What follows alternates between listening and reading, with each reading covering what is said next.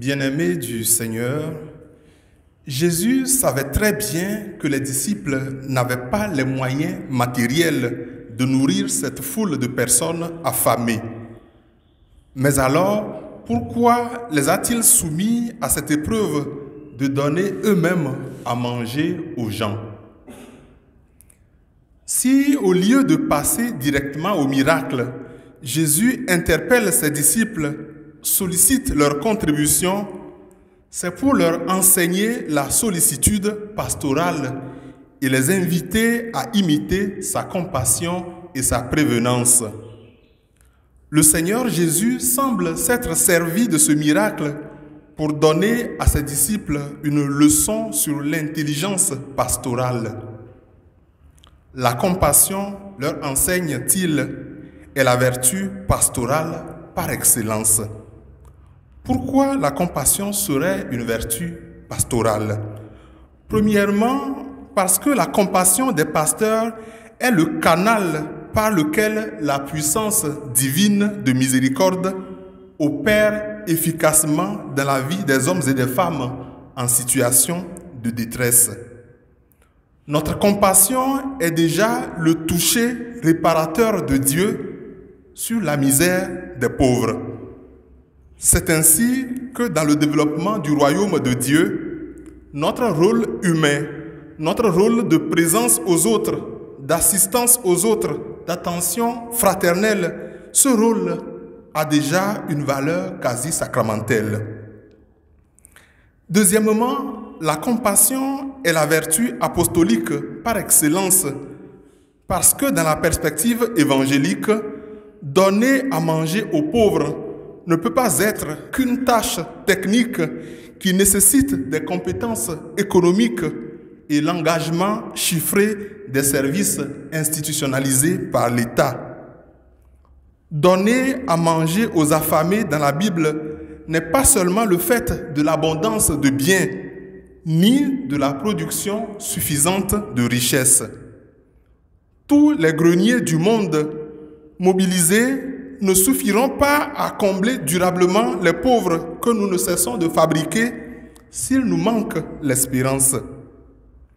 Et l'expérience montre souvent que les plus démunis donnent beaucoup de ce que les riches ne peuvent posséder et ne peuvent donner. Eux qui, en apparence, ont tout.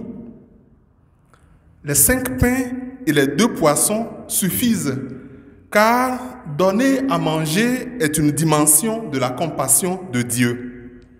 Donner à manger est un sacrement de miséricorde. Donner à manger aux pauvres est une parabole de la sacramentalité de l'Église, mère prévenante et pleine de sollicitude, qui administre au nom du Christ les biens du salut. Donner à manger, c'est leur donner avant tout ce que nous ne saurions légitimement leur refuser. Donnez-leur vous-même à manger, c'est leur donner ce que nous ne pourrions avoir sans l'avoir reçu de Dieu.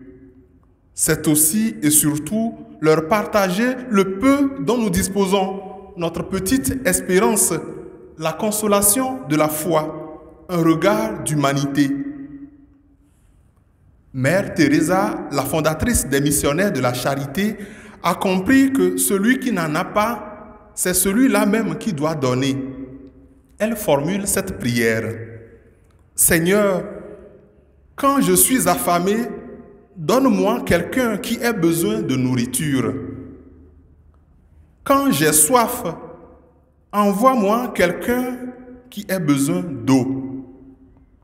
Quand j'ai froid, envoie-moi quelqu'un à réchauffer. Quand ma croix devient lourde à porter, donne-moi la croix d'un autre à partager. Quand je suis pauvre, conduis-moi à quelqu'un qui se trouve dans le besoin.